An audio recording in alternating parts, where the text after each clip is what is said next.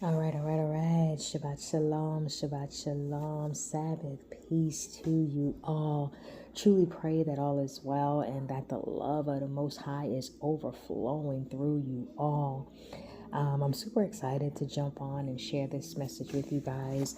I know we were supposed to be like live. But some plans had changed, you guys. So it is what it is. All right. I'm going to apologize in advance. I am in case there is background noise. There might not be, but just in case, y'all. And it's a pop-up Shabbat message. I want to thank everybody who's been patient as Arukah YAH community is restructuring and reorganizing schedules and class times and service times, and the support and the love, and appreciated you guys, and it does not go unnoticed. So truly thank you. Most High be praised. Just continue to be patient, continue to stay tuned in, continue to stay connected, whether it's through the YouTube channel, whether it's through email, whether it's through the website, or through the other platforms that we're on, Rumble, version. So just stay connected, and you can always email the community email to get in touch with Arukah YAH community anytime for anything. The email will always be your go-to. Okay, so let's jump right into this, y'all. It might not be too long, and it might be, y'all already know, definitely know there's going to be multiple parts to this, because when it comes to sharing the word, y'all, it's like there's only so much, if you will, that can be shared virtually, right? This is why there is definitely an encouragement to get together physically, right? So I know there's been a few of you guys asking, where do we physically fellowship at? Definitely will bring you guys up to speed with that, because starting in the next, next few weeks or so, we are going to be reopening, I guess, if you will, the physical location for in-person fellowship. We were doing it virtually, just change of schedule, change of life. It's been amazing either way. We will still be virtual. Okay. So we will be both. We will be virtual and back physical. Okay. Okay. So oh yes, let's just jump into this, y'all. Okay. Cause I love it. I get so excited, to be able to not just share a word, but to be able to participate in the growing and learning and application of a word, right? Because we are all in this together. Praise Yah. So definitely, you guys, let's go ahead and jump right into this message, right? The joy of the soul. Trusting in the Most High through gladness. A lot of times when we find ourselves filled with joy, or we find ourselves filled with gladness, right? It's so I'm going to use the word just unfortunate that sometimes it's temporary, or it's just for a moment, right? But when we look at the joy of the soul, it is so important, that we, I believe, realize the connection that it has to the Most High, right? As we get into the study, you guys, the importance of joy and trust in Yahweh, the Most High, right? It is so important, because having that trust in the Most High through gladness and through joy, it shows so much. For one, it shows the Most High that we truly can depend on Him, right? It also aligns us up with mental stability, emotional stability, spiritual stability, right? We are going to be building around Ecclesiasticus, or also known as Sirach in the Apocrypha, and we're going to be building around chapter 30, verses 21 through 25. Okay. And again, y'all, I'm so excited about this, because when we realize that we have, the power and the authority to truly actually walk in peace, to truly actually walk in trust, and to truly let our lives be praised unto the Most High, we will realize the power of joy. right? When we can cast off heaviness and do away with sorrow, right? It really opens us up to being filled with the Ruach HaKodesh, or the Holy Spirit. It opens us up to be filled with the wisdom and knowledge from on high. It opens us up to be able to have healthy relationships with each other, right? The joy of the soul is trusting the Most High with gladness, through gladness, in gladness, right? We have got to, realize, we have got to realize the power that we have within. A lot of people talk about that, right? The power that we have within, or the power of obedience, or the power of walking our faith out loud. But in order to be in any of those spaces, we have to have a heart that is full of joy. We have to remove the burdens. We have to remove the sorrow, right? And not just remove it, but do not give no attention to it. We have the opportunity in our lives today to cast off heaviness and sorrow.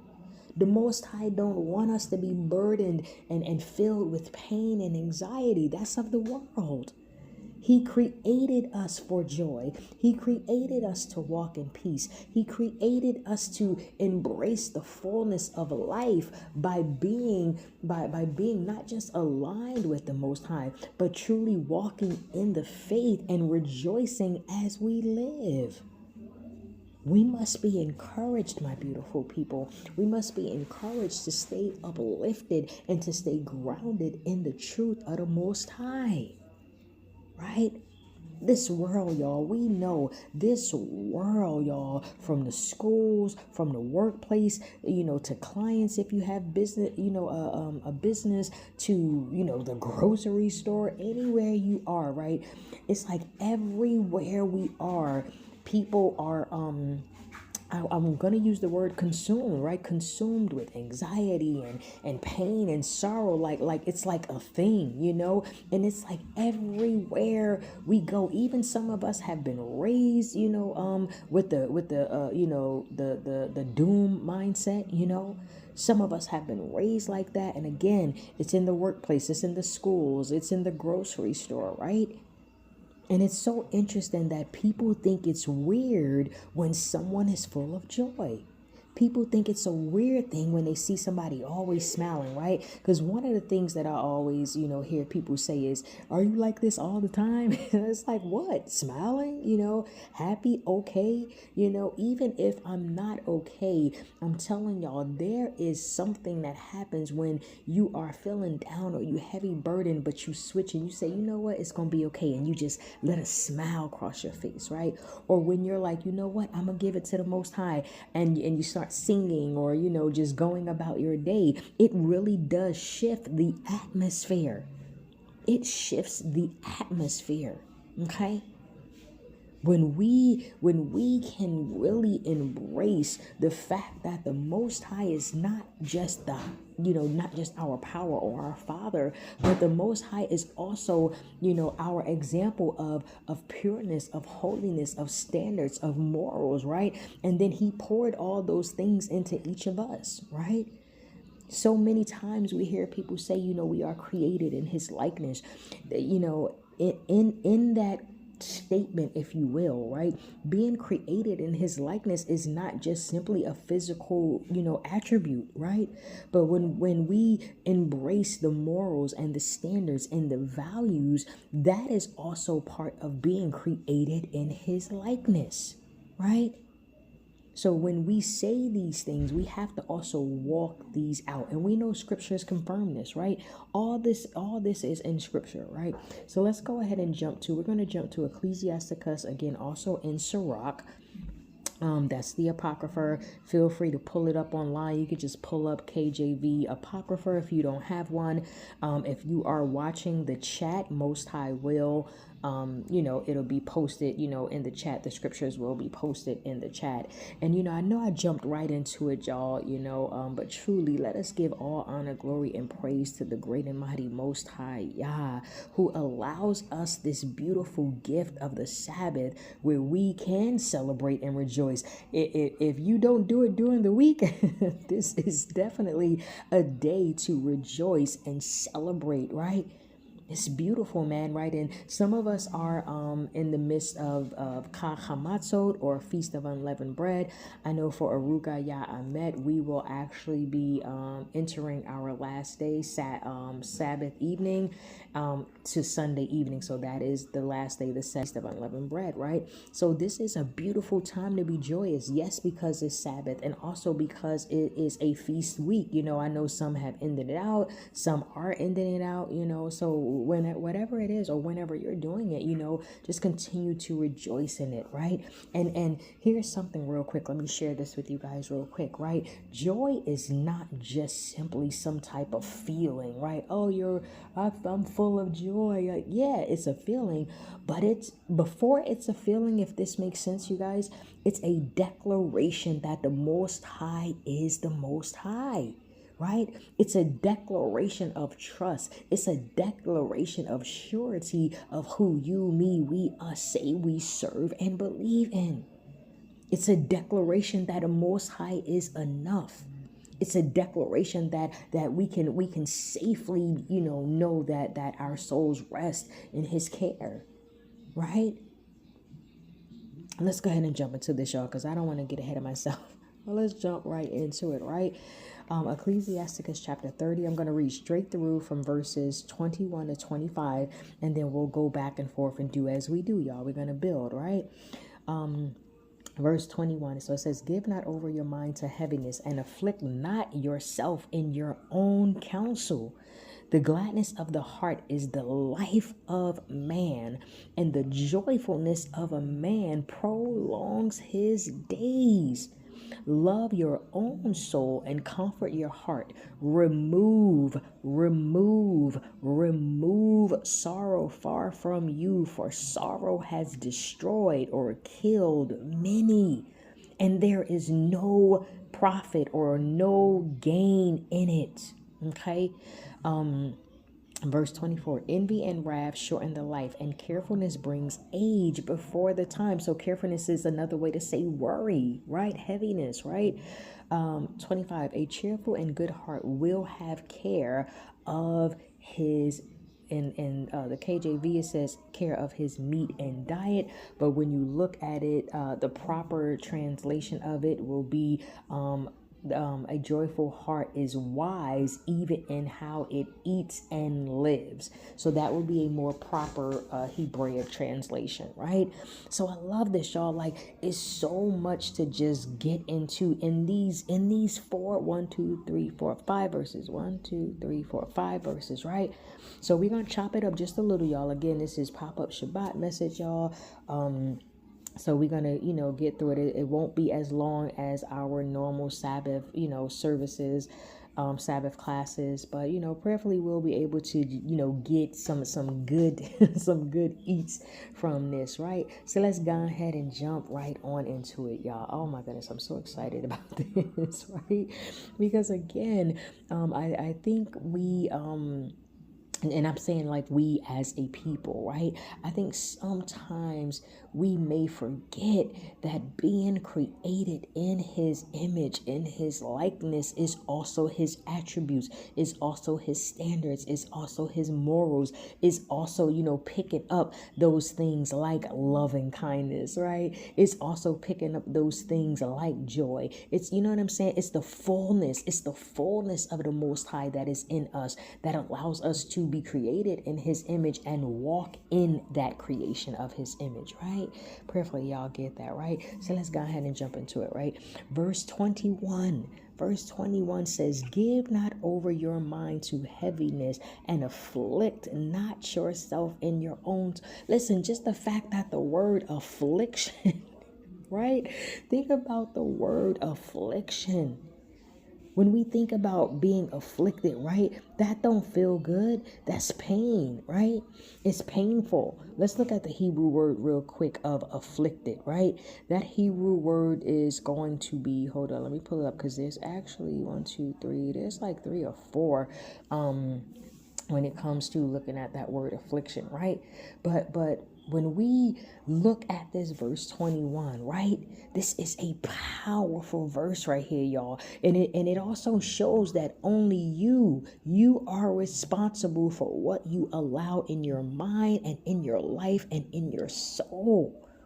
This is a powerful verse right here. So many of us miss what real power is, right? So many of us miss what real authority is. So many of us miss what it truly means to walk and reflect the Most High's image because we look past what people may say is a small thing, right? Is a small thing. But that is where power is. Power is in those things that are sometimes overlooked, like being responsible and accountable for ourselves, our own actions, our own thoughts, right? Somebody can't make you do something, right? We have to receive whatever is being put on us and then act on that, right? When we look at afflicted or when we look at affliction, right? It's something that is like I'm gonna use the word almost wretched. It's almost like a type of depression, if you will, right? To be honest, it's like a type of depression. Look at what it's saying. Hold on, let me jump back. I gotta jump back, y'all. I'm jumping back and forth. Hold on, let me jump back, right? Because it says, I just, this right here, y'all, I'm like, oh my goodness. It says, give not, oh, so you are in you, me, we, us, whoever this applies to, because y'all already know, how we teach here. It applies to us all. It applies to everyone across the board, men, women, children, okay? Right? It says, give not over your mind to heaviness. That is something intentional. That's a conscious decision, right? It's a conscious decision. Don't do it. Don't give your mind to heaviness. This isn't denial of pain, right? Look at this verse 1. It says, give not over your mind to heaviness and afflict. I'm sorry, verse 21, y'all. Please forgive me. Give not over your mind to heaviness and afflict not yourself in your own counsel. That's a beautiful, holy invitation to give it to Yah. Look at that as a holy invitation to lift it up to Yah instead of carrying it and dragging it around. If we could be honest with ourselves just for a moment, sometimes we are our own burden. Sometimes we are our own burden. Don't give your mind to heaviness and don't let no one else give you that heaviness, right? It says, give not over your mind to heaviness and afflict not yourself and your own counsel. What does that mean, y'all? How can we afflict ourselves in our own counsel? Because when we start to give our mind over to the heaviness, over to the burdens, guess what? That starts to affect our body. That starts to affect our mind. It starts to affect our environment. It starts to affect our relationships, right? And in the midst of that, then comes that giving your mind over to your own counsel, because now it's like, oh, well, what did I do? Or well, what did he say? Or what did this boss say? Or what did this job say? Etc. Etc. You know what I mean? So that is part of giving yourself over to your own counsel, because now that you have burdened yourself because you have given your mind over to heaviness, now your mind is being afflicted, your body, your environment. So now the counsel, if you will, right, is all the is the domino effect, right? The domino effect of giving your mind over to that heaviness, giving your mind over to that burden, right? This is where the affliction from your own counsel comes in at, right? And it's so interesting, because when you just, you, me, we, us, right, y'all, again, just taking a look at this, right? Let's look at heaviness for a minute, right? Because it says, give not over your mind to heaviness, right? Let's look at Ecclesiastes. This is Ecclesiastes in the regular Bible, right? Ecclesiastes. I'm pulling it up right with y'all. I know y'all pulling it up too. Right? Because y'all got y'all Bibles, y'all got y'all notebooks, y'all ready. Let's get it, right? So Ecclesiastes chapter 11. Let me make sure that's the right verse. Yep. I think this is it. Yeah. Ecclesiastes, for those who may not know, it will be in what people call the Old Testament, but it is properly the Tanakh, right? Ecclesiastes chapter 11, verse 10. So while you guys are pulling that up, I'm going to just share real quick, just some information, I guess, if you will, some details about heaviness, right? That Hebrew word would be at-zaon, right? And it's like a sorrow. But peep this, y'all. Please hear this. If you don't hear anything else, hear this, right? Heaviness, aka sorrow, burdens. It disconnects us from the peace of Yah. This is the definition of the Hebrew word heaviness, right? At-zaon, sorrow, a disconnect from the peace of Yah. Y'all hear that? When we give our mind over to heaviness, it disconnects us from the peace of Yah. Ecclesiastes 11 and 10. It says, therefore, remove sorrow from your heart. Remove it. And put away evil from your flesh, for childhood and youth are vanity, right? And let me tell y'all why this is so important, because the fact that it connects evil and sorrow.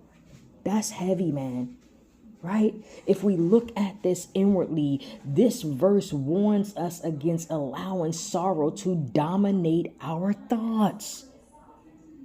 This verse warns us against allowing sorrow to dominate our heart. Instead, we should be encouraged to seek the joy and the peace of Yah, right? There's a Hebrew word, ka'az, which is often translated as sorrow or anger, right? And it's so interesting, y'all, because it's a corrosive, if you will, right? It's a corrosive force when you look at it from the Hebrew language, right? And so it's like when something dwells in the heart, it not only darkens the heart, but it darkens the soul. And then that starts to manifest in our body. And this is where dis-ease and soreness and all types of affliction, going back to verse 21 about afflicting our own soul, afflicting our own selves with that type of counsel, right? All these things come together and connect and start to play. So when we fill our minds and our hearts and our environments with sorrow, right? It disconnects us, one, from the peace of the Most High. But then what else does it do? It hardens our heart. It makes our souls darken, right? And again, that starts to manifest in the body, right? When we remove sorrow, spiritually and physically, that is an actual act of cleansing, or people will sometimes say renewal, right? Or you hear people talk about certain types of things like revivals, right? Doing things like this, removing sorrow, right? On the spiritual and the physical, not only will cleanse your body, but it will purify your heart. It will purify your mind. Right? It's a beautiful thing, right? So again, you can match that heaviness, you know what I'm saying, with Ecclesiastes. That is in Tanakh, or what people will call yes, that's in Tanakh, what people call the Old Testament, right? But we are building off of Ecclesiasticus or Sirach, which is in the Apocrypha, chapter 30, verse 21 right now, right? So again, keep that in your mind. Keep it in your mind. So important. So important to remove the sorrow, to remove the heaviness, to remove the burdens, remove it spiritually and physically, right? In order for us to walk before the Most High and to truly be a light to the world, we would have to declare His peace within our inward parts. We would have to declare joy. We would have to walk in it. We would have to be bold about it, right? Let's jump to hold on, y'all, and just bear with me because I'm jumping between a few screens here, right? So let's go ahead and jump to verse 22, right? And y'all, before we close out, because again, this might not be long like our regular Sabbath service and classes, but definitely, y'all know, definitely going to share some reflection questions, as well as some call to actions that we all, you, me, we, us, can apply right now today to actually catapult or elevate us to that next level and function in joy, right? Where we can walk with a certain type of heart, we can move with a certain type of mind, and we can, guess what? Prolong our days. Thus says the word, y'all, and we're going to get to it, all right? So let's go ahead and jump to verse 22. Jump to verse 22. So go back to Ecclesiasticus chapter 30, and we're going to jump to verse 22. We're going to jump to verse 22. Hold on, y'all. Make sure I got all my notes together, right? So it says, the gladness, I love this, right? The gladness of the heart is the life of man, and the joyfulness of a man prolongs his days. Peep that, y'all. This is what spiritual vitality is. This is what immortality is, right? The joy of the heart is life itself, right? Our gladness or joyfulness, it isn't just frivolous. It's power. It's a spirit. It's spiritual vitality. It's authority. It's health. It's healing. It's happiness. It's peace. All the things that I know all of us desire, all of us want, all of us are seeking. And in order to get it, we must first have it within ourselves. We must first love ourselves. Hamashiach said that when he said, love your neighbor as yourself, right? Love your own self. How do we do this, right? Because we remove the things that no longer benefit us, and we remove those things that are heavy upon us, right?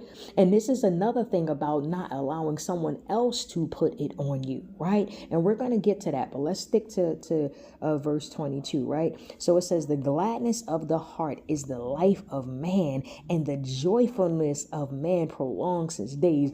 And let me just share something with y'all real quick, right? And I know many of us know this, right? But sometimes I think we just need to be reminded of certain things just to kind of activate it back in our lives, right? A smile goes a long way, y'all. And listen, not simply for someone else, right? But because of what it does for you as an individual, right? When you smile, you actually feel better. You're in a better mood, right? And like it just has a whole vibe to it, right? I'm telling y'all, try it. Just try it. Just bust out and smile for nothing. I promise you, it changes everything, right? In a good way, right? So let's go ahead and look at this verse 22 and let's break this down a little bit, right? So the gladness of the heart, simchat lab, that's Hebrew for gladness of the heart, right? If you want to get a little more technical, it means like a good heart, or someone that has a discerning and nourishing spirit. Simchat lab.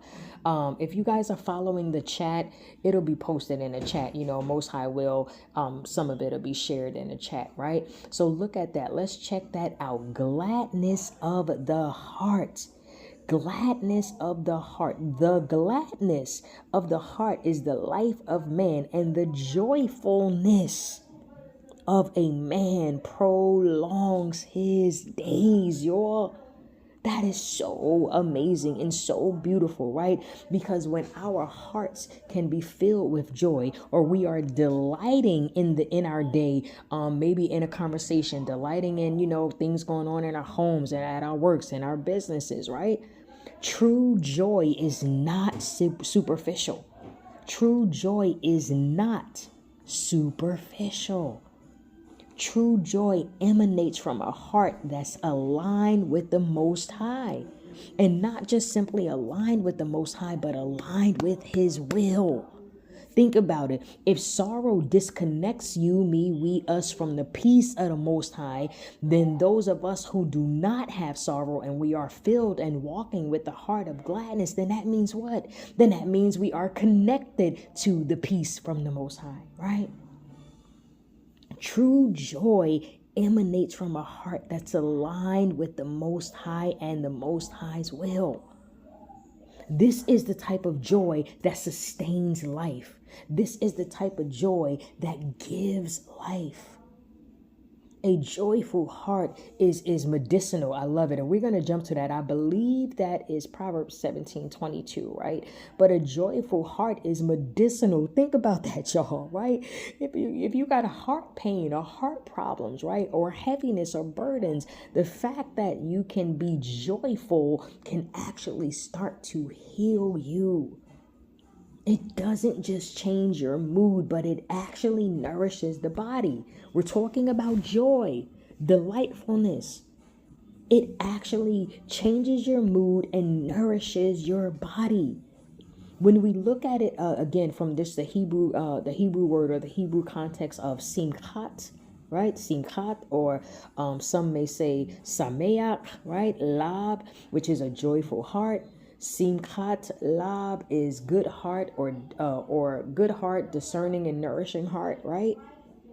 But a joyful heart implies that one is rooted in that gladness, not just feeling happy, if you will. That individual is rooted in, and that is you, me, we, us, y'all, right? When we align with the Most High and we align with His ways, right? Joy becomes natural. Joy becomes like it's automatic in us. It's like a sustaining force in us because we are not just connected to the shalom, the peace of the Most High, but we are connected to His ways. We are aligned with His will, right? Praises be to the Most High. This is why we must start to actually not just read the word or study the word, but we have to actually function in the word. We have to make the word, come to life in our lives by our actions, right? Being a light to the world, is a beautiful thing, right? And being a light to the world is it's a spinoff, I'll say that, of our actions and how we are already living. But that light has to be in each and every one of us individually first before it can actually shine out for others to benefit from it, right? Praise Yah. Let's pause 1 second, y'all, because it is prayer time over here. So I'm just going to pause real quick and get this prayer in. Praise Yah. All right. Praise Yah. And what I'll do, you guys, is maybe share the closing blessing and the closing prayer with you guys that was just done over here. And the pause is, because sometimes some things, is just amongst those of us who are fellowshipping physically, right? I know, but that's just what it is right now, right? So let's go ahead and jump back into this, y'all, right? Rooted in gladness, a joyful heart is medicinal, right? It changes your mood. It nourishes the body. And I love the fact that it says rooted in gladness, right? Rooted in gladness, y'all. I love that. I absolutely love that, right? Let's jump to Proverbs chapter 17, verse 22, right? Let's jump to Proverbs chapter 17, verse 22. All right. And I know you guys are pulling it up. Because I know y'all got your Bibles and your notebooks, and I know we doing this together, right? And again, like I said, I apologize, you guys, for any extra background noise. I'll do my best to speak loud and clear and into the mic so that, you guys don't have to hear too much of it. Most High will, right? So Proverbs chapter 17, verse 22. Let's go ahead and jump to that because I absolutely love this verse, right? And I'm probably going to say that about all these verses, y'all, and all the supporting scriptures, because this topic, this top, I'm trying to think when, I think it was sometime, no, it probably was about a year before last, right? And Most High Bless, maybe we'll share it on the Arukah YAH Ahmet community YouTube channel. But we did a meditation, right? On joy, right? It was on joy. It was a wonderful, wonderful meditation, but I don't want to digress. Definitely will, share that. Okay. So let's jump to Proverbs chapter 17, verse 22, right? A merry heart. A merry heart. I love this, right? This is the word that y'all hear a lot of us may say to each other. We might say Chag Sameach, right? Joyous feast, right? The word is Sameach, which is something that is joyful. It's merry. It's glad. It's someone who is rejoicing. It's showing joy. It's a very gleeful, a gleeful thing, right? So it says a merry heart, and we know from the Hebrew perspective, lab, heart is not just simply your actual physical heart, but it's also your mind, your inner man, your knowledge, your reflection, your memory, your conscience, right? Your actual heart in a sense of moral character, right? In the sense of moral character, seat of emotions, and that's just some of the definitions for a heart. So when you see heart in the scriptures, don't just think of it as like your physical heart, right? Again, there's multiple things that are attached to it, and if you would like a detailed breakdown of the word heart, or the Hebrew word lab, just send an email, and we'll definitely send that over to you. Okay. So it says a merry heart does good like medicine. Ooh, y'all catching that. A joyful heart is medicinal. It's medicinal. It can heal. There are so many of us walking around with different elements, spiritual, physical, mental, emotional, moral, right? Because of sorrow and because of burdens and because of the doom is gloom type thing, right? Look at what it's saying. But if you, me, we, us just shifted just a little, and started to have more joy, started to be more delightful, right? It could actually be medicinal, start to nourish our body. Listen, check it. Back to Proverbs chapter 17, verse 22. A merry heart does good like a medicine, but a broken spirit dries the bones. A broken spirit dries the bones. This goes back up to sorrow killing many, right? Destroying people, having no gain, right? But a broken spirit dries the bones. Bones that are dried up, they're brittle. They break easy. They crumble. They fall apart.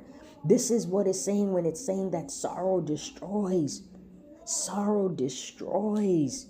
Why would we want to intentionally destroy ourselves by allowing sorrow, heaviness, burden, strife, discord, and all these things into our space? Now, I mean, come on. Yeah, we know things are going to happen. And I'm not saying every day is going to be a joyful glee. I'm not saying that. But we should definitely have more joyful, delightful, rejoicing, happy, more of those type of days in our lives. Especially if we are saying we have a desire to be healthy beings, right? Spiritually, physically, mentally. In order for us to be that, we have to contribute to our own well-being. And it can start with something as simple as joy. It can start with something as simple, right? As removing sorrow. Simple things that can have major impact on our lives, right? Major impact on our lives. I love this, y'all. I'm rereading Proverbs chapter 17, verse 22. A merry heart does good, right? That Hebrew word right there is yatab, which is like pleasing. It's joyful. I love this. It's well-placed joy. Well-placed joy to make a thing good, right, and beautiful. Ooh, y'all, man, that you talking about shout. That's something to shout about right there, right? You want to jump up and shout about that. Shout about that. that a merry heart does good like medicine. For those of us who have ever taken medicine any time in our life, or whether it's for a headache or some type of infection or for some type of pain, we know that when that medicine hit, oh man, what? When that pain is gone, when that infection is gone, right? It feels good. It feels joyful. You feel youthful again. This is what joy does. This is what a merry heart does. This is what it does to our body. That's why it doesn't just lift our mood, but it nourishes. It nourishes.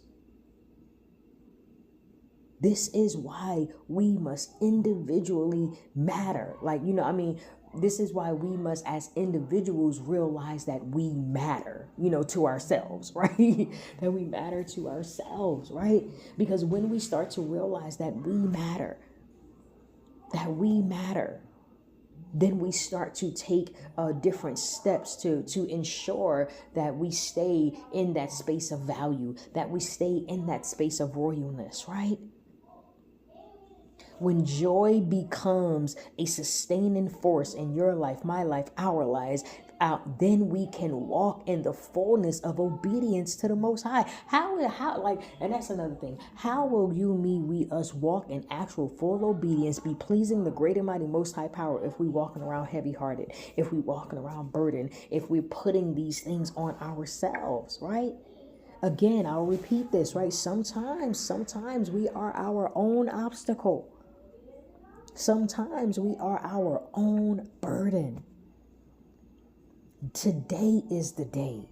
Today is the day, y'all, that you, me, we, us, today is the day that we can turn back to the Most High in joy, that we can turn back to the Most High and show him how much we trust him by allowing our hearts to be filled with gladness because of that trust.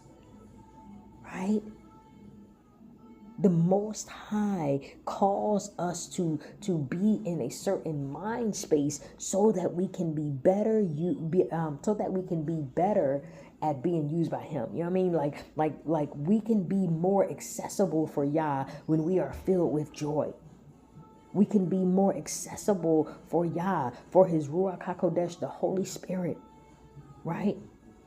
For wisdom. Think about this. Wisdom won't even dwell in certain places if there's too much sorrow, darkness, or heaviness. Wisdom won't even go there. So that's something to look at. Look at the people's lives who are out here saying that they are speaking and talking and teaching the word of the Most High, but they are filled with darkness, got attitudes, angry, just all kind of things going on. No, right? Because when we look at, again, corrosive force, and that's again going back to that Hebrew word ka'az, which is often translated as sorrow or anger, it's a corrosive force when we look at it from the Hebrew perspective. And when that dwells in the heart, it darkens the heart. It darkens the soul, right? And then that manifests in the body. Think about this, if removing sorrow spiritually and physically is an act of cleansing, it's a righteous thing, right? It cleanses, it purifies, it restores, it renews, it rejuvenates, right? When you remove it, sorrow, heaviness, burdens, right? So if you do not remove it, then what? It's the opposite of that. It's unclean, it's dirty, it's heaviness, right? This is why we must embrace simchat lab, right? A good heart, a nourishing spirit, right? Because that will allow us to be more for the Most High, for ourselves, for our families, for each other, for ministry, for community, for all the things that the Most High has created us to be and function in those things, right? And functions in those things. Let's go ahead and jump to the next verse, y'all, because again, I'm striving to not make this too long, because again, it's not like our regular Sabbath service or class. It's a pop-up message as the schedules and things are being reorganized, classes being reorganized, just some different things being changed around for the better, prayerfully, right? and we can benefit more off the different studies and classes and services, right? So there's a restructure going on, that I'm excited about, and Most High will, you guys will get to join in on that restructure. So the pop-up messages, whether it be for a Shabbat, or whether it be during the week, they'll be, Most High will, roughly about an hour, yeah, round about that, or a little longer, but not like, again, just the normal classes and services, right? So I'm not gonna like speed through, but I am going to be moving at a steady pace, because y'all know sometimes can get a little wordy, but like in a good way. At least I believe it's in a good way, because sometimes we have to stay on something. We have to stay on a verse. We have to stay on a word, because sometimes we really need to go deep and dig deep into it, so that we can really get the fullness of what it is, right? So let's go ahead and jump to this next verse, y'all. We're gonna jump to verse 23, right? We're gonna jump to verse 23. And I really want to stay on the gladness of the heart, y'all, because it's just so much more to go into that. And this is why, usually I'll say, part one of five, or part one of two, part one of many, right? Because there's many parts to it, and that's because there's so much to to really just feed on, if you will, when it comes to the word of the Most High, right? It's the living word, right? So it's just so much to get into. All right, so let's go ahead and jump to this next verse, y'all. Verse 23. Love, here we go. Love your own soul and comfort your heart. Remove sorrow far from you, for sorrow has killed many, and there is no profit therein. Ain't nothing to gain from it, right? Love your own soul. Ahab nefeshcha. Ahab nefeshcha, right? Nefesh, soul, right? The breath of Yahweh within. The breath of Yahweh within, right? This verse is saying basically cherish yourself. This verse is saying to take care of yourself, right? When we look at self-love, and I'm not talking about the way the world says self-love. If you go back to the Arukah community YouTube page, we did a whole class on what biblical self-love is, what it actually is, right? Not what the world says it is, right?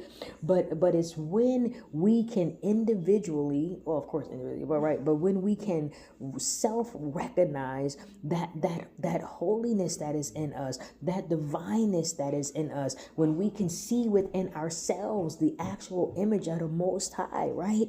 That is what self-love is. When we can care for ourselves, right? Mentally, spiritually, physically, emotionally, right?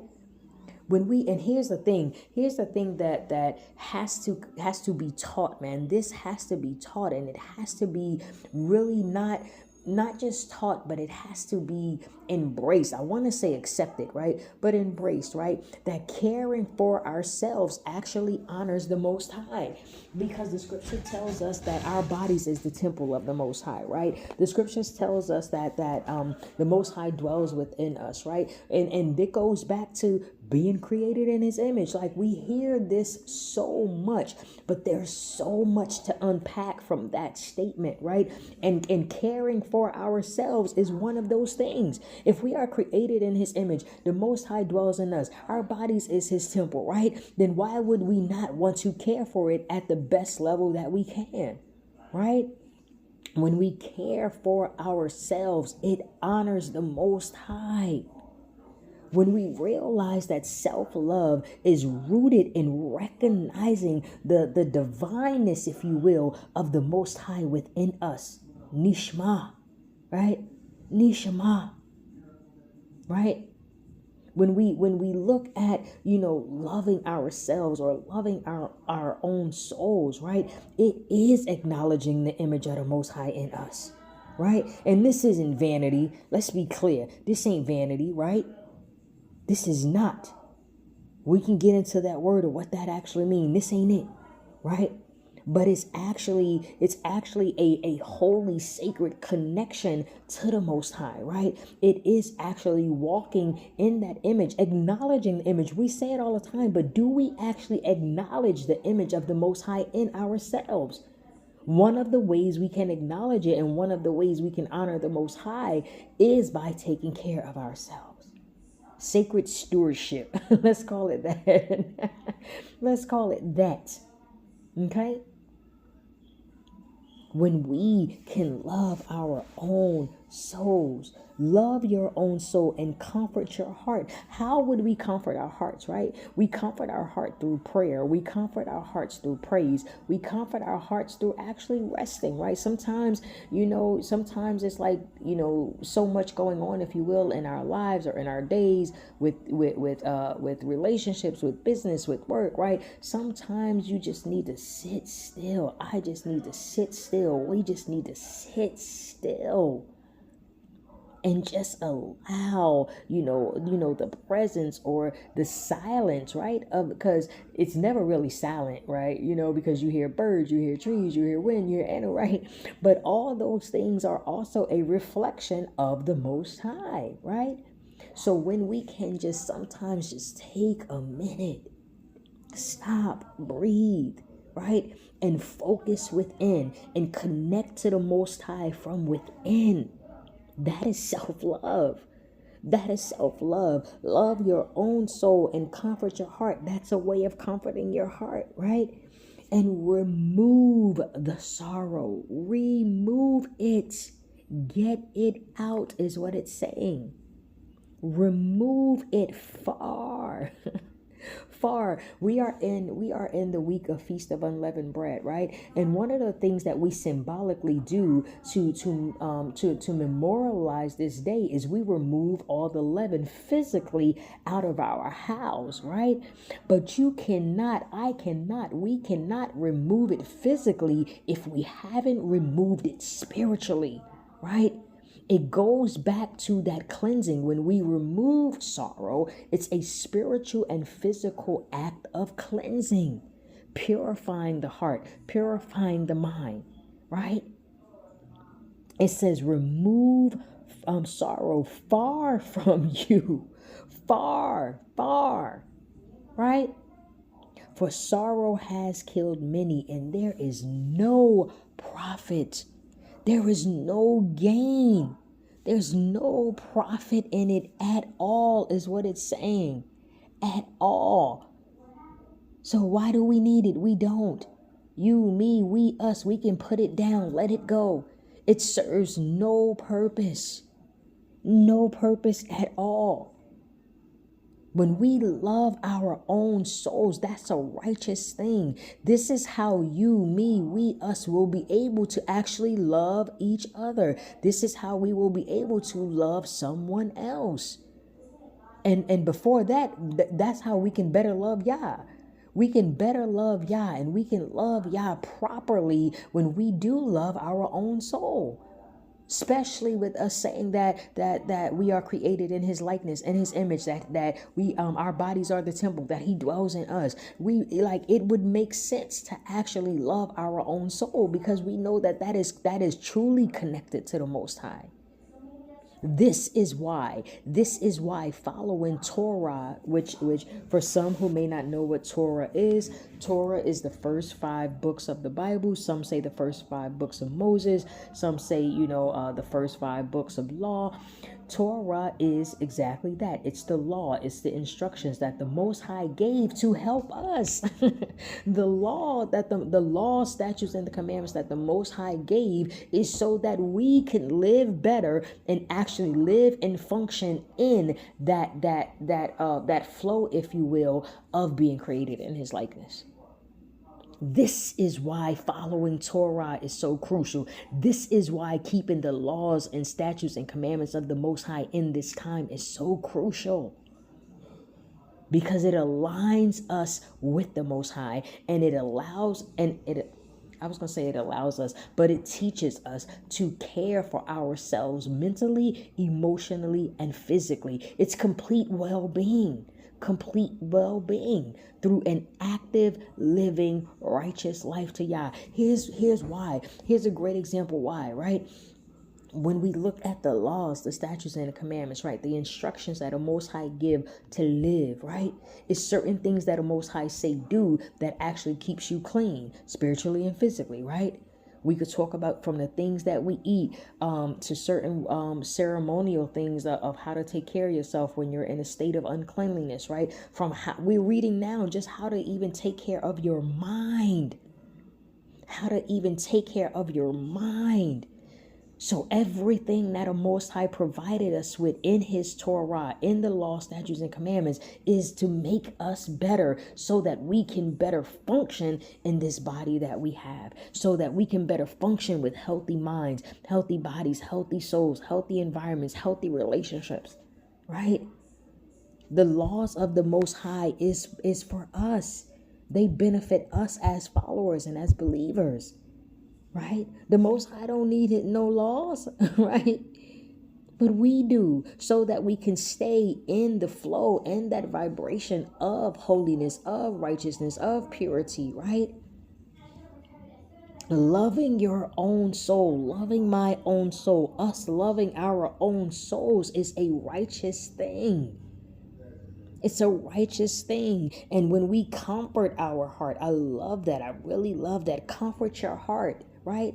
When we think of comfort, right? That's something that is soothing. It's something that brings you peace. It's something that it does that. It comforts you. It's love. It's comfort. It's joy. It's so many different things, right? We can look at comfort for so many different things. It's saying to do that with your heart. And again, we talk about your mind, your inner man, your inner being, your conscious, your seat of emotions, all those definitions that we mentioned earlier for the word lab, Hebrew word lab, for heart, right? But it's also heart, mind, etc., inner being, conscious, etc., right? I love this verse 23, y'all. And we wind it down. We got 2 more verses, and then I'm going to share reflection questions and call to actions, okay? Let me just, finish with 23. Love your own soul and comfort your heart. Remove sorrow far from you, for sorrow has killed many, and there is no profit, y'all. There is no benefit to it. That's insane, because we have been, as a people, just conditioned, to be in that mind space of doom and gloom. Whether growing up, whether from the school system, whether from work, whether from friends, family, like whatever, right? We've been conditioned, to be in a certain mind space. And this is, again, one of the beautiful blessings and gifts and benefits of following the Torah, right? Because it actually changes you from within. It actually activates that holiness and that righteousness in you that was originally created in us from the beginning. That was originally created within us from the beginning, right?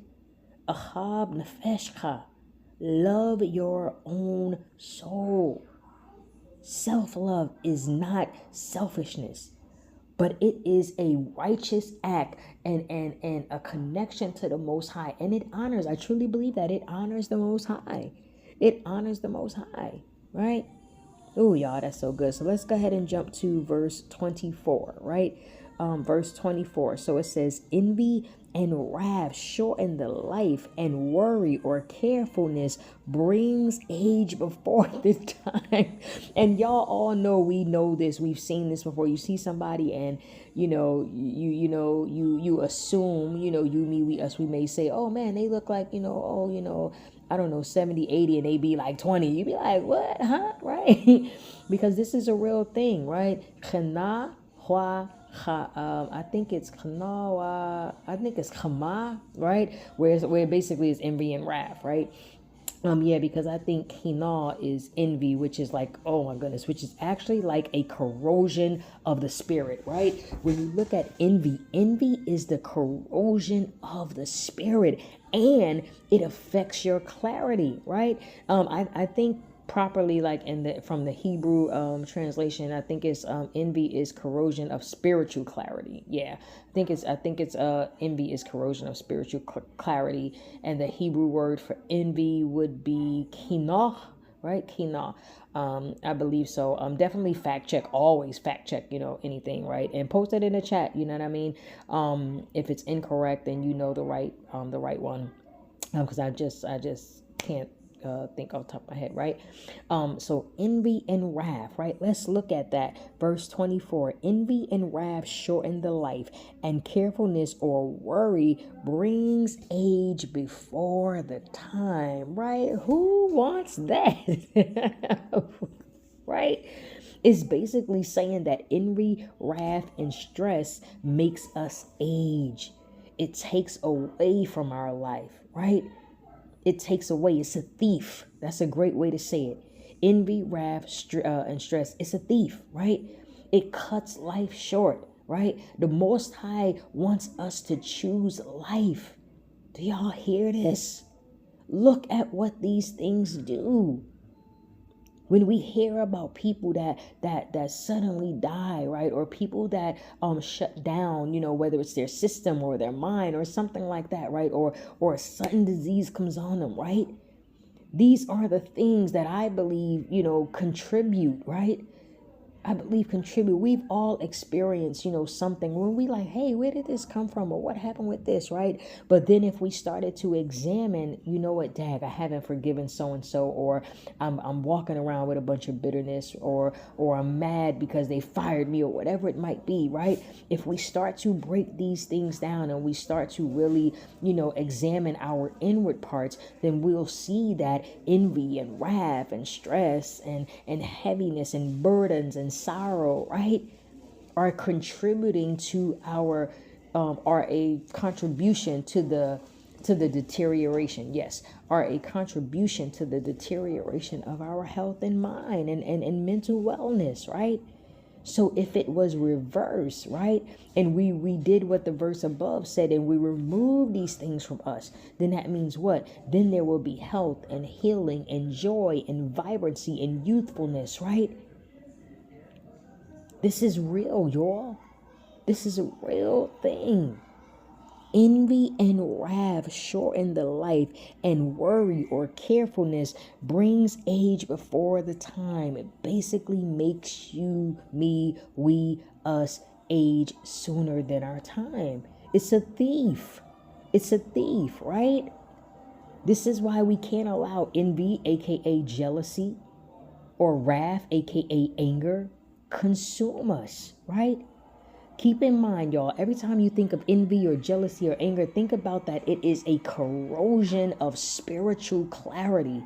It's a corrosion, y'all. When something is corroded, I mean, like, think about it. If you've ever seen anything corroded, if you haven't, jump on YouTube, y'all, and look up something and look at how it look at something that's corroding, right?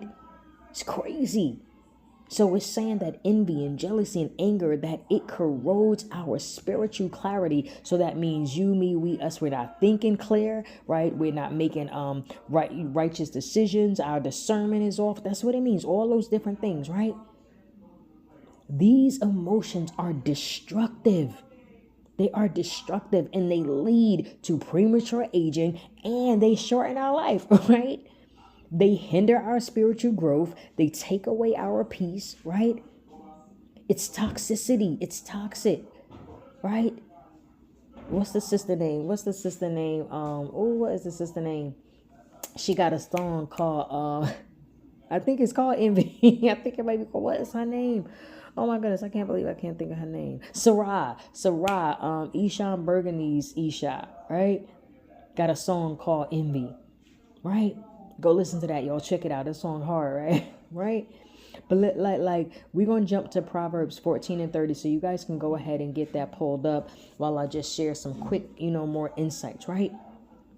Envy, wrath, jealousy, anger, y'all. It's destructive emotions. Destructive emotions that rob us of good health, that robs us of mental stability, right? It hinders our spiritual growth. It's spiritual toxins. Spiritual toxins, right? There's a Hebrew word that is, I think it is rakah. No, rakah. I think it might be rakah or rakah, but there's a Hebrew word for rottenness, right? And this is basically suggesting that there's an internal decay, a slow spiritual corrosion, right? And this is why even, some of the words we use growing up, where we'll say somebody is spoiled or somebody is spoiled rotten, like that actually ain't a good thing, right? Because it's a suggestion that there's an internal decay, a slow corrosion, right? And in order for us to walk with the Most High, we must let go of corrosive emotions. We have to let it go. It's the only way we're going to be able to actually make room in our lives for shalom or peace, right? When we walk with the Most High, we must let go of corrosive emotions and embrace peace. That is what's going to prolong our life. That is what's going to bless us to have healthy body, healthy mind, healthy relationships, healthy environments, right? When we let go of corrosive emotions and embrace shalom or peace, right? When we start to walk in joy and be delighted that we're alive, living, breathing, and our body parts, organs, and limbs are functioning, right? Simcha, which is joy, right? Which is, and I love, that word simcha, because it's like, we know it as joy, but when you look into the Hebrew, it tells you that it's the fruit of divine alignment with the Most High. Ooh, catch that, y'all, right? And this is, we're going into verse 25, and it's gonna bring that up, and we're gonna bring that part up, right? But let's finish this verse right here, right? Envy and wrath, it's a thief, y'all. It steals life.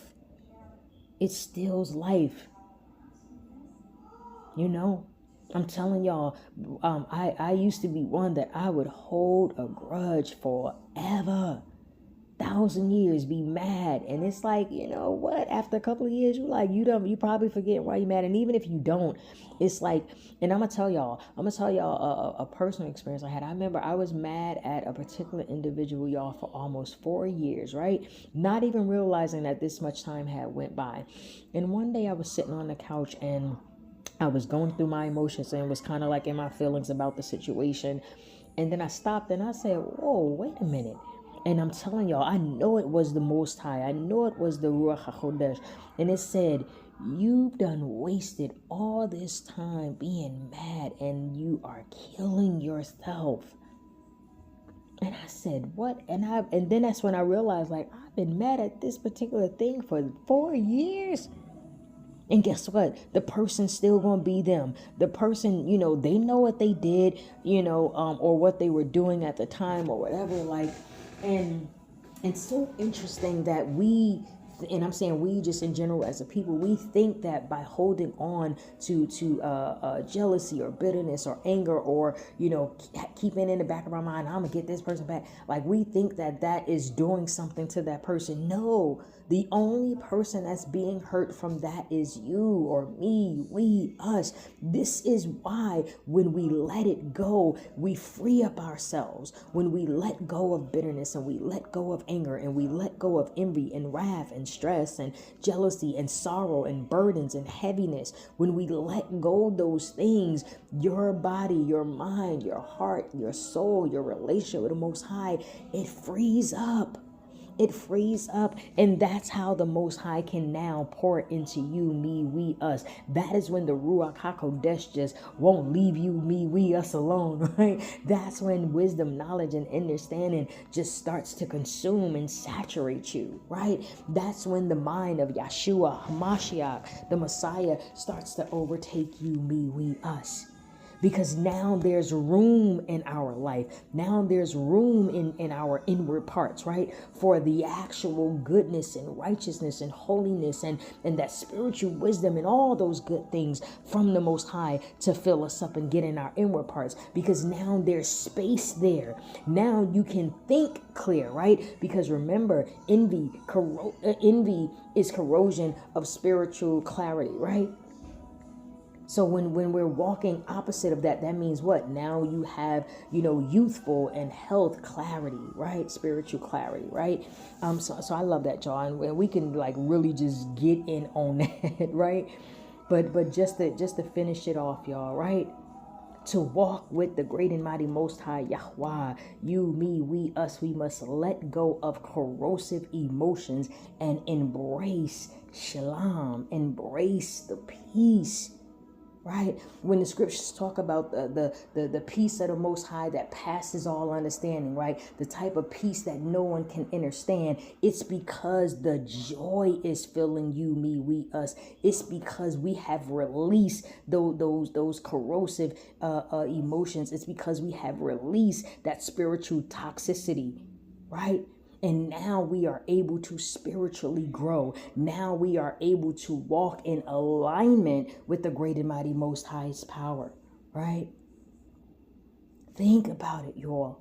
Think about it and allow yourself to ponder. That's what meditate is. Meditate is when you ponder on something so heavily that you actually start to get emotions from it, right? Because you're connected to that thing, right? And allow that to nourish your body and your mind to make you walk in that righteousness and that holiness. Me, you, we, us. Is again, it applies to us all, right? Let's go ahead and finish this out, y'all. Verse 25. A cheerful and a good heart. I love this. Now, y'all, I love it. It's all my favorite, but I absolutely love this, right? Because this is one that people don't like to talk about. People don't like to talk about the fact that what we eat plays a major role in our overall well-being, in our relationship, and everything about our lives from within on the outer, right? It's like we need to get down and really dig into this and talk about the truth and the power and the realness of what we are putting into our bodies, right? I know it's not popular, right? People don't want to talk about it, but that does not take away from the fact that this is true. A cheerful and a good heart will take care of what they eat and how they live, right? Now, I know in the KJV, it says a cheerful and a good heart will have a care of his meat and diet. But the proper translation from a Hebrew perspective, y'all, even when you tie it in with the Aramaic, right? It is a joyful heart is wise, even in how it eats and lives. That's a more proper translation, right? So let's go ahead and jump into it, y'all, because, think about that, y'all. Even something as simple as a cheerful heart that watches over what goes in their mouth or body is something that is considered pleasing to the Most High. And that is what we all have, have a desire to do, is to please the Most High with every part and area of our lives, right? We all want that, right? Because we have that desire to make it to the kingdom, right? To make it to the kingdom. These are the attributes that needs to be in us in order for us to make it there, right? I love this, right? So a cheerful and a good heart, right? Lab tob wa simcha, right? Or another way would be lab tob wa sameach, right? So that is like a joyful heart, or a cheerful and a good heart, right? When we look at this verse here in Ecclesiasticus. We're back at Ecclesiasticus chapter 30, and we're at verse 25, the last verse, right? A heart that is good and joyful. I love that.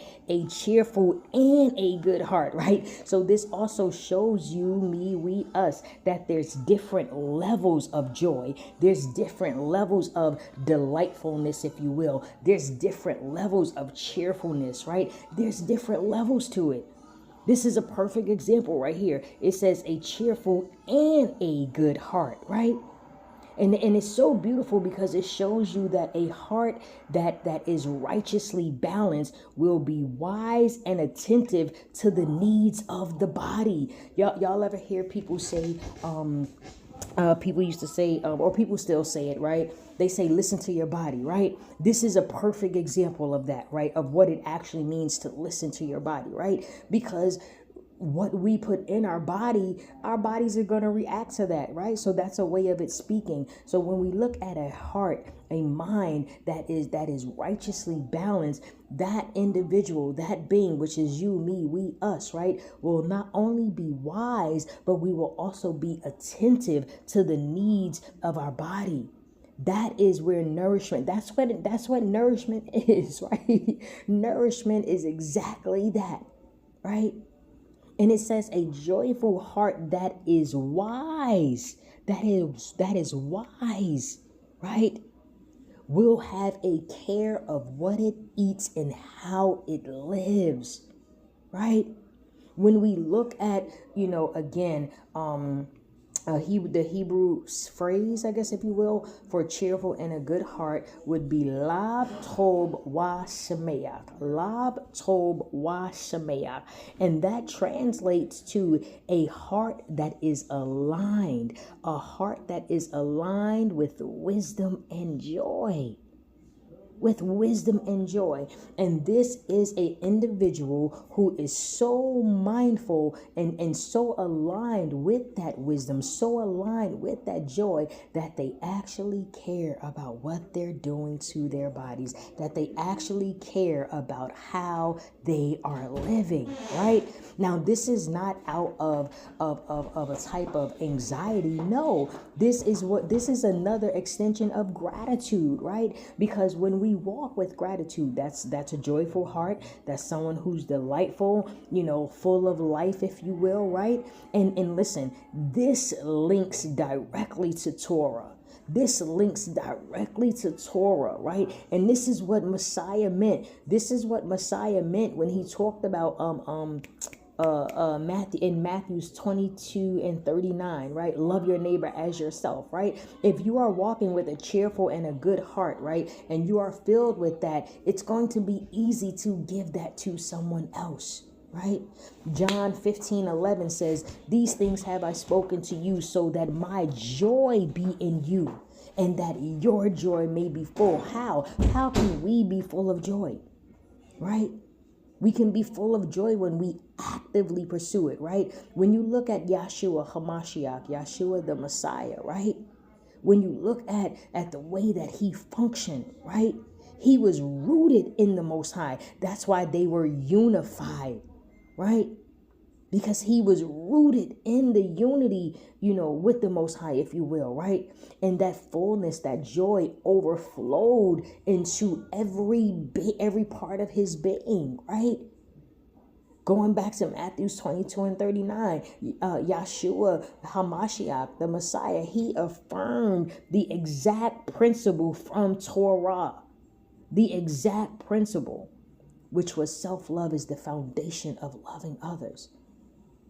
How can we offer shalom? How can we offer love or joy to someone else if it does not first dwell in us? This is why one who is mindful, attentive to their body needs, part of the body is the mind. Part of the body is the inner being, right? So all these things matter.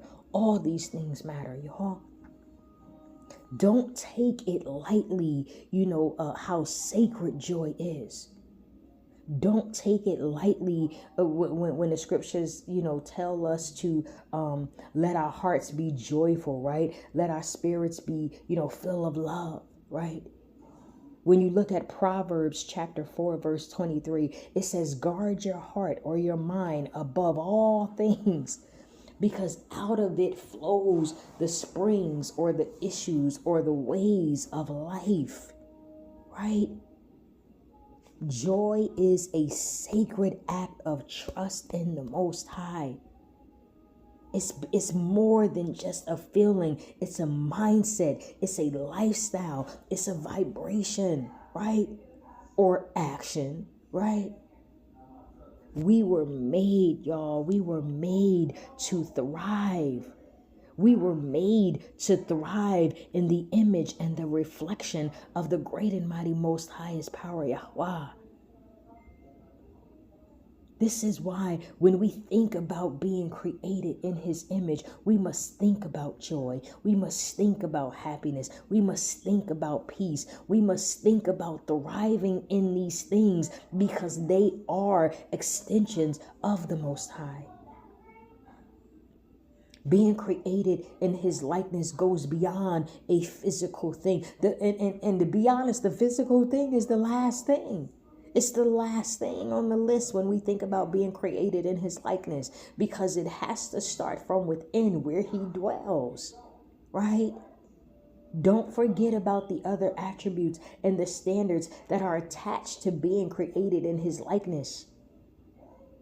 It starts from within. This is a perfect reason. If you didn't have one, this is one of why we should not only start taking better care of ourselves to honor the Most High, right?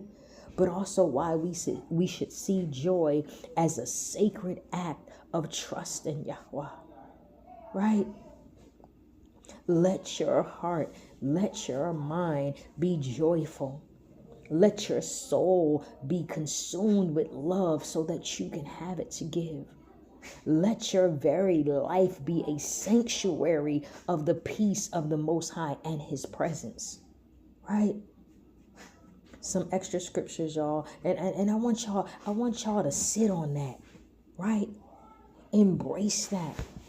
Let your life be a sanctuary of peace, so that the Most High's presence not only can dwell, but stay there, right? Let that be just some extra meditation for you to do after this class is over. Don't let your studying or your learning just stop at this class.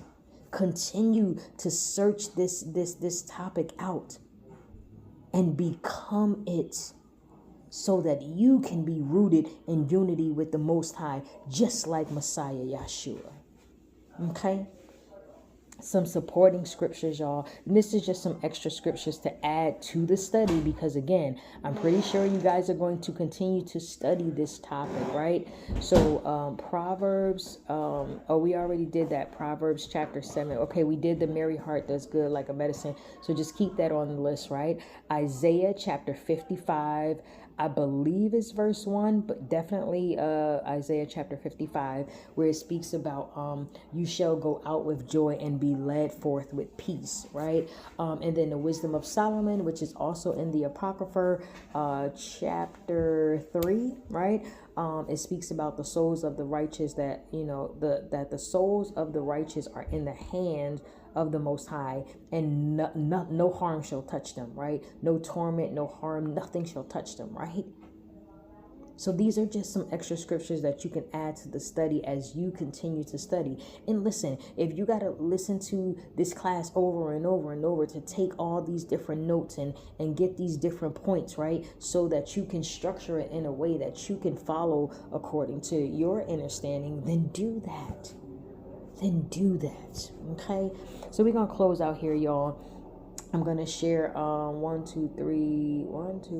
four quick reflection questions, right? And these questions are open for discussion, right?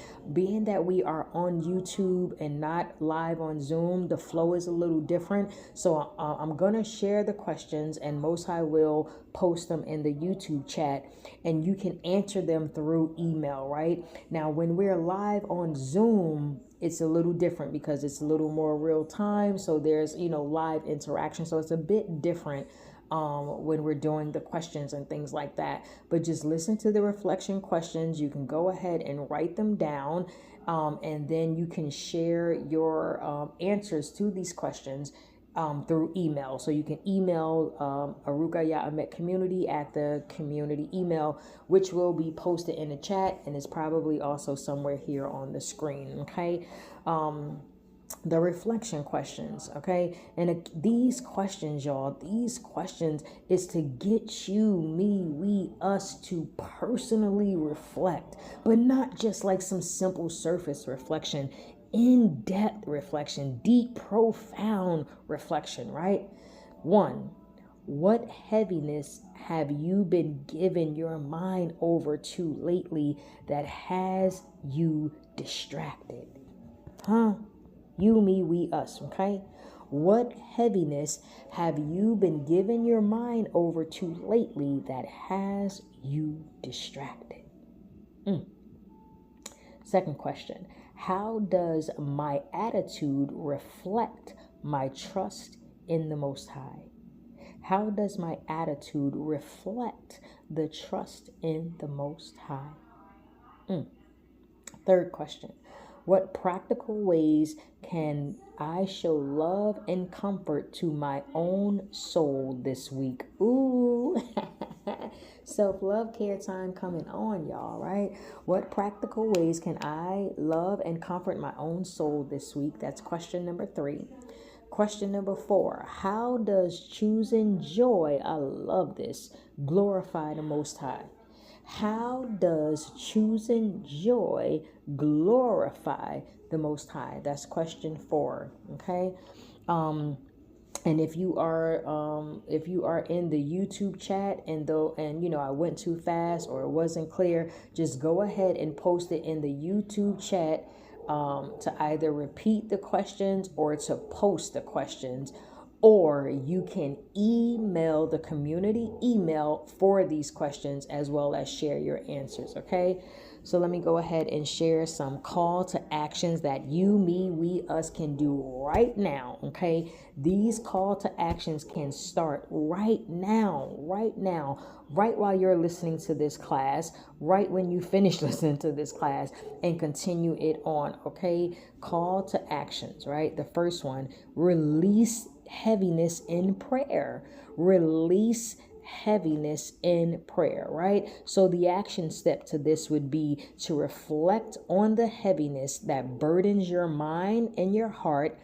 Identify specific worries or fears and take them to Yahweh, take them to the Most High in prayer, and trust that He will carry the weight, freeing you to experience His peace and joy. Okay, so that's the action, right?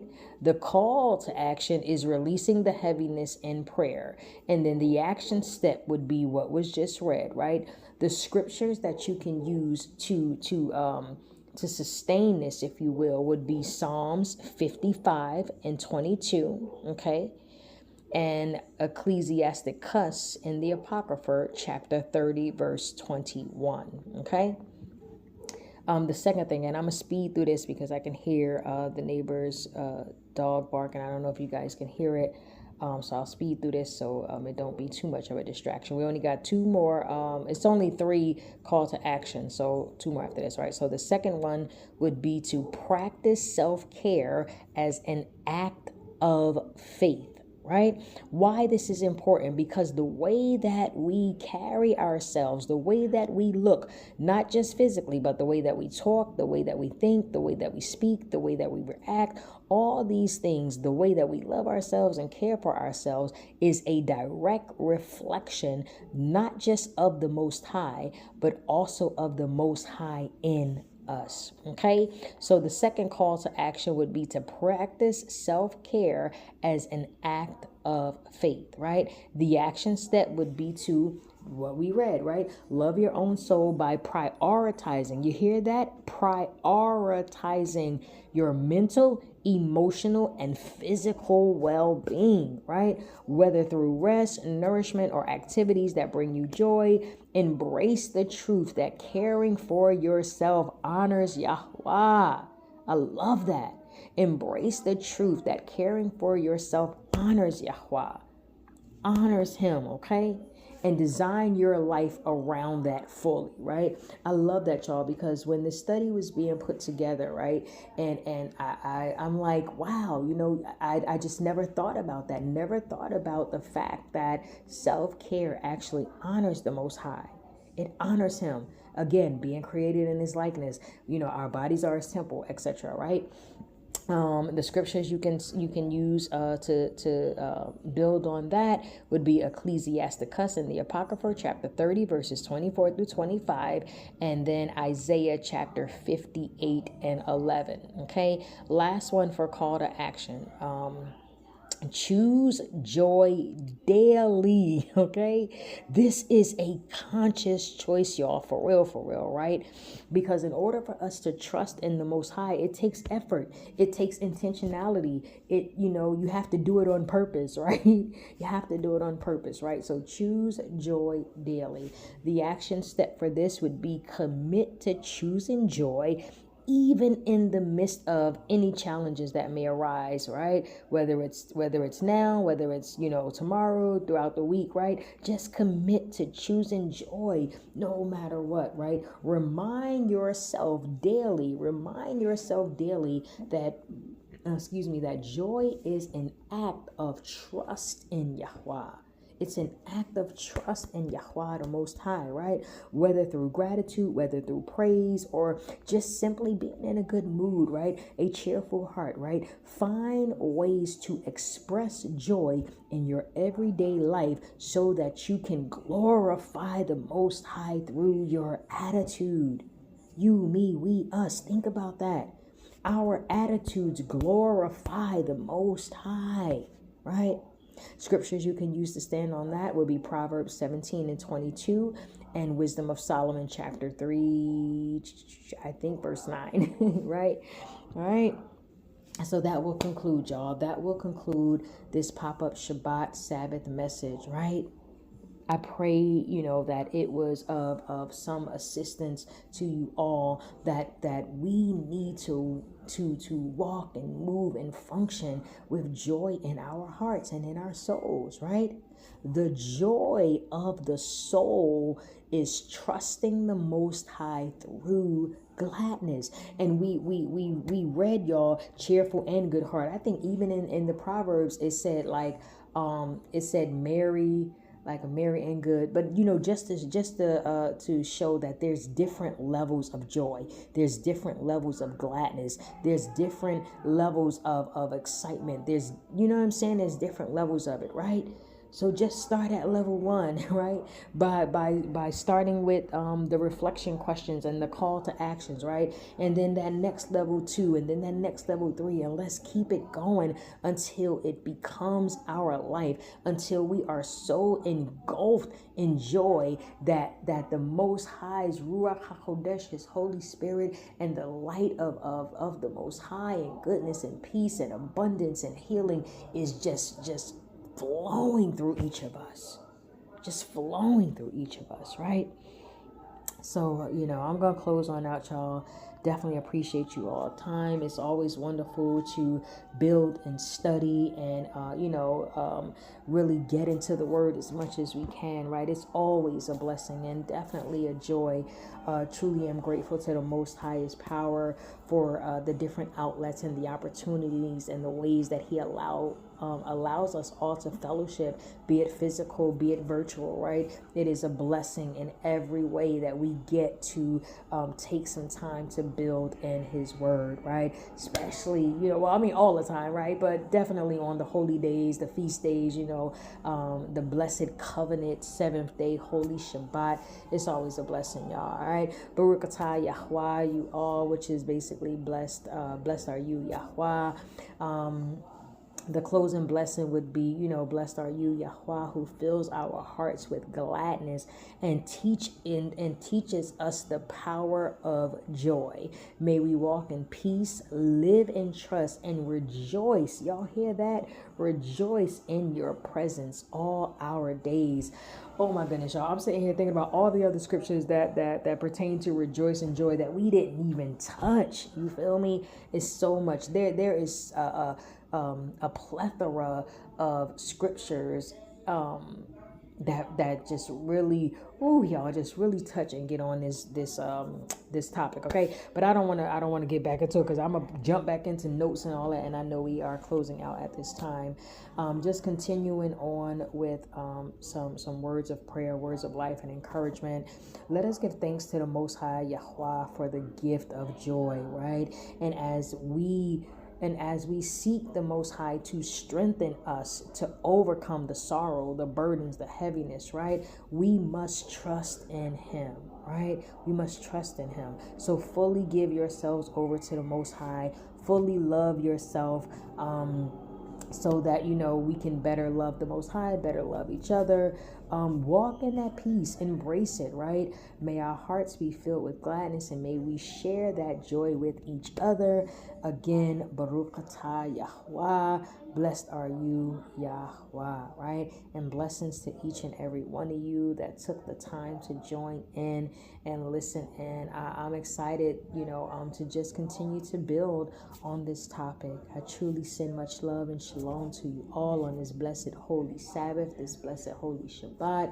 And for those who are closing out Chag Hamatzot, the Feast of Unleavened Bread, after the Sabbath, for those who've already closed out, pray it was blessed and joyous. Those of us who are attached to Arukah YAH community, again, we will be closing out day for the week of Kachamatsu. I'm like, wait, what feast day? What holiday? Right? We'll be closing out after the Sabbath. So super excited, y'all, to continue to rejoice and feast, right? Not just physically, but let us do it spiritually. All right.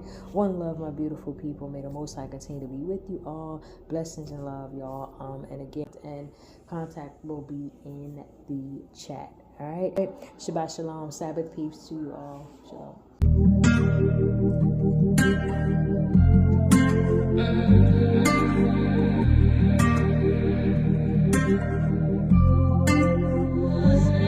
Father, you've been so good. You make me wanna dance. You make me wanna dance. You've been so. You make me wanna praise exactly how I should. You've been so good to me. Been so good to me. Yeah, you've been so good. I know a place beyond outer space, somewhere I wanna go. There's no pain. I know a place in heaven's gates, somewhere I wanna go. Praise his name. People, they talk about it, they don't walk about it. Gotta keep his laws, they solid, and faith in him surrounds it. Just stay grounded. I lift my eyes on the hill. Lift my eyes on the hills, from where my help comes from. My help comes from. My help comes from you. My help comes from you. I lift my eyes so good for me. It's so good to me. I lift my eyes so good. Here's from where my help comes. Father, you've been so good. You make me wanna dance. You make me wanna dance. You've been so good. You make me wanna praise exactly how I should. You've been so good to me. Been so good to